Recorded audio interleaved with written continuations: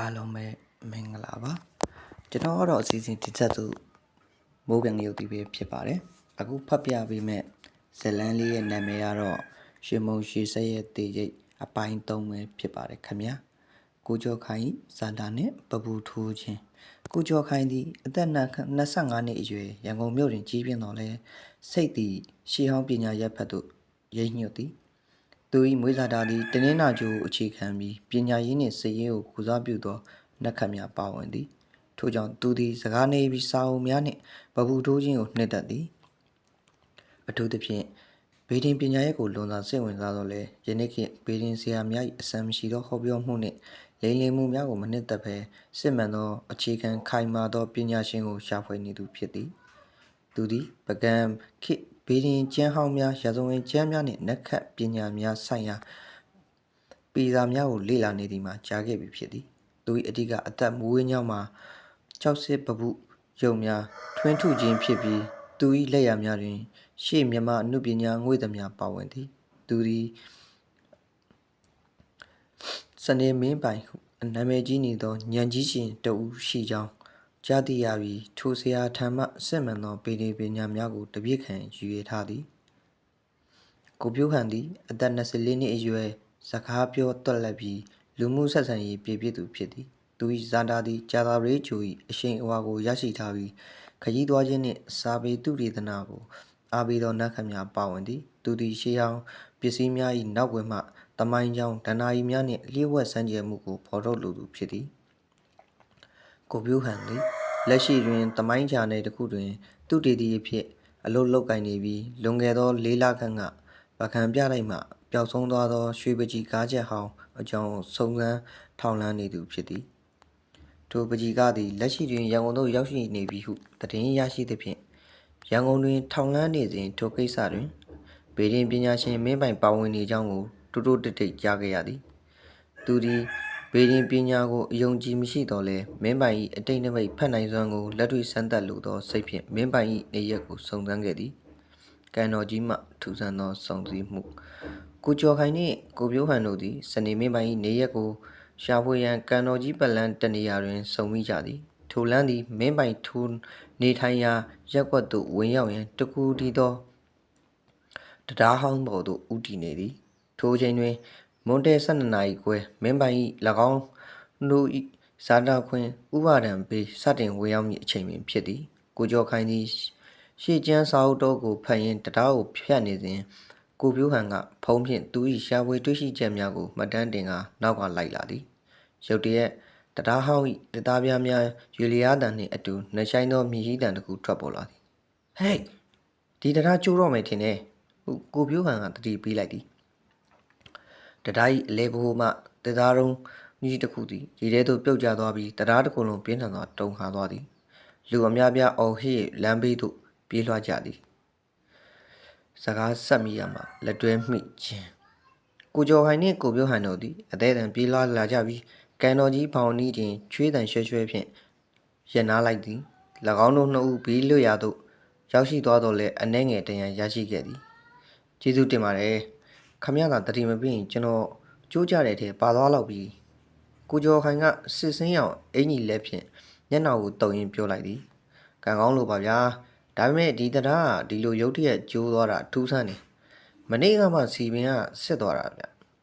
ကိုပြိုးဟန်ကခက်ရွရွပြောသည်ဒီလိုရုတ်တရက်အနေရဖြစ်တာတဘာမှမဟုတ်ဘူး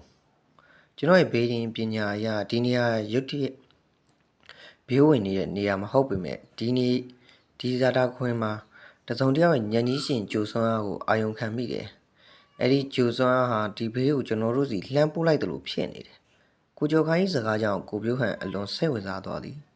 ခမရဘေးရင်ပညာရှင်လားဘေးရင်ပညာကိုစိတ်ဝင်စားတဲ့သူပါကျွန်တော်ဒီနေရာကိုလာတာစနေမင်းပိုင်ဆိုတဲ့ဆရာကြီးစီတပြည့်ခံမှုလာခဲ့တာသူကဘေးရင်ပညာကိုအမြင့်ဆုံးရအောင်တက်လန်းနိုင်တဲ့သူလို့နာမည်ကြီးနေတယ်စနေမင်းပိုင်ကျွန်တော်လည်းဒီလူကိုရှာနေတာကျွန်တော်ဒီကိစ္စမှာသူ့အကူအညီလိုနေတယ်ကျွန်တော်ကသူ့တည်တည်ပါဒါဆိုခမ ्या ပြောတဲ့ဂျူဆန်ကမင်းပိုင်ပဲဖြစ်ရမယ်သူကကျွန်တော်တို့လာမယ်ကိုသိနေပြီးပညာစမ်းပွဲပေးလိုက်တာဖြစ်နိုင်မလားမသိဘူးကိုပြိုးဟန်ကမျက်လုံးအများအယောင်တောက်သွားသည် နှစ်ဦးသားဆွေးနွေးသူတို့၏ပန်းနိုင်သည်တခုသည်ဖြစ်နေကြောင်းရှင်းလင်းသွားသည်မင်းပိုင်ဉာဏ်ကြီးပုံတပြည့်တွေကိုစမ်းသပ်ပုံတို့သည်သူတို့စိတ်ထဲတွင်လေးစားကြည်ညိုစိတ်ကိုပုံမှုဖြစ်ပေါ်စေသည်ထို့ကြောင့်သူတို့သည်တပြည့်ခံရည်ရွယ်ချက်သူတေသနလုပ်ငန်းတို့ဖြင့်လက်တွဲညီညီစနေမင်းပိုင်အိမ်သို့ရောက်ရှိခဲ့ခြင်းဖြစ်သည်မင်းပိုင်၏ကြိုတည်ခြင်းပညာမင်းပိုင်သည်သူ၏တပြေလောင်းနှစ်ဦးကိုကြိုတင်သိနေခြင်းမှလူသားတို့၏ရွယ်ချက်ကိုဘေးရင်ပညာဖြင့်တိုင်းတာနိုင်သောကြောင့်ဖြစ်သည်တစ်နက္ခတ်ခွဲခြမ်းစိတ်ဖြာခြင်းကိုကျော်ခိုင်နှင့်ကိုပြောဟန်တို့၏ဇာတာတွင်ပညာရှင်ကိုရှာဖွေလိုသောဆန္ဒပြင်းထန်နေပြီး၎င်းတို့၏နက္ခတ်ကျိုးဝိုင်းသည်မင်းပိုင်၏စနေကြုံနှင့်ဗုဒ္ဓတို့နှင့်အားကောင်းသောဆက်သွယ်မှုကိုပြသနေသည်ဥပါဒိုင်အခန်းကဏ္ဍနှင့်မင်းပိုင်သည်မိမိဇာတာအရာထူးခြားသောနက္ခတ်ချိတ်ဆက်မှုကိုဖတ်ရှုရသောအခါထိုတပြည့်လောင်းများကိုလာစီလိုသည့်ဆန္ဒကိုစိတ်ဆွမ်းအဖြင့်ကံတော်ကြီးဘက်သို့လှမ်း၍နမိတ်ပေးလိုက်ခြင်းဖြစ်သည်ထိုနမိတ်သည်၎င်းတို့၏ဇာတာတွင်ရှိသောဥပါဒံဘေးကိုနှိုးဆွခြင်းကြောင့်တရားပြုကြမည်ဖြစ်ပျက်ကိုဖန်တီးခဲ့ခြင်းဖြစ်သည်မင်းပိုင်သည်သူတို့ကိုလက်ခံရန်ဆုံးဖြတ်ပြီးသားဖြစ်တော်လဲတပြည့်သည်ဆရာထံရောက်ရှိလာရန်အခက်အခဲကိုကျော်လွှားရမည်ဟူသောဘေးရင်ပညာ၏မူအတိုင်း၎င်းတို့ကိုစမ်းသပ်ခဲ့ခြင်းပင်ဖြစ်သည်ပညာစမ်းမွေအဖြစ်ကိုစတင်ရှာဖွေခြင်းယခုအခါကိုကျော်ခိုင်နှင့်ကိုပြိုးဟန်တို့သည်မင်းပိုင်၏ပညာဆွမ်းကိုလက်ခံလိုက်ကြပြီကိုကျော်ခိုင်သည်ပကြီးကားချက်ကိုမျက်နှာချင်းဆိုင်ကြည့်ရင်ပကြီးဆရာ၏ဇာတာဝင်ကိုစတင်တွက်ချက်သည်ကိုပြိုးဟန်သည်ဘေးတို့ကရောက်ခဲ့သောရွှေလုပ်ငန်းရှင်၏တည်င်းချက်လက်ရှေးဟောင်းဂျာနယ်ဟောင်းများကိုစတင်ရှာဖွေခဲ့သည်မင်းပိုင်၏ဉာဏ်ရည်ထက်မြက်သောအဖွဲ့တစ်သည်ရွှေမုံရွှေဆက်ရဲ့တေရိတ်နောက်ကကျင်းစာသမိုင်းကိုဖော်ထုတ်ဖို့ရန်စတင်လိုက်ပြီဖြစ်သည်၃ရက်မြောက်သောညနေခင်း၃ရက်မြောက်သောညနေခင်းတွင်မိုးပဖွဲသွန်းနေသည်ဇနေမင်းပိုင်၏ဟောကန်အတွင်း၌စင်မီအောင်သည်မိန်ပြပြတောက်တာနေသည်စပွဲပေါ်တွင်ဟောင်းနှွမ်းနေသောရှေးဟောင်းပကြီးကားသည်ခြောက်ကြားပွဲရာခံညာလျက်ရှိသည်ကိုကျော်ခိုင်နှင့်ကိုပြိုးဟန်တို့သည်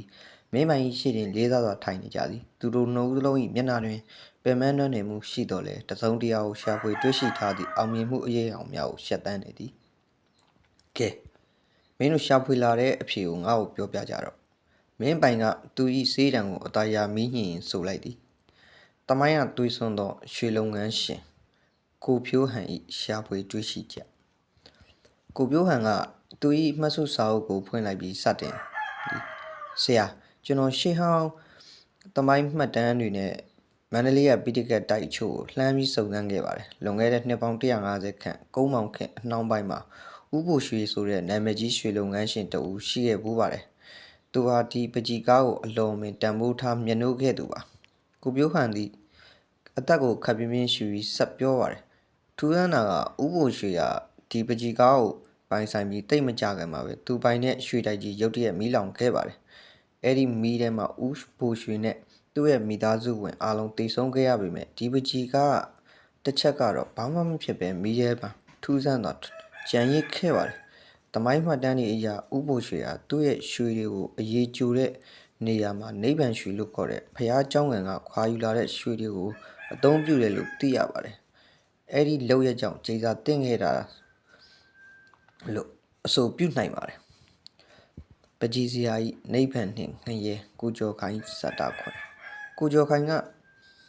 ပကြီးကားပေါ်ရှိတင်ဂီတာများကိုလက်ညှိုးထိုးပြရင်သူ၏ပေတင်တွက်ချက်မှုကိုတင်ပြသည်ဆ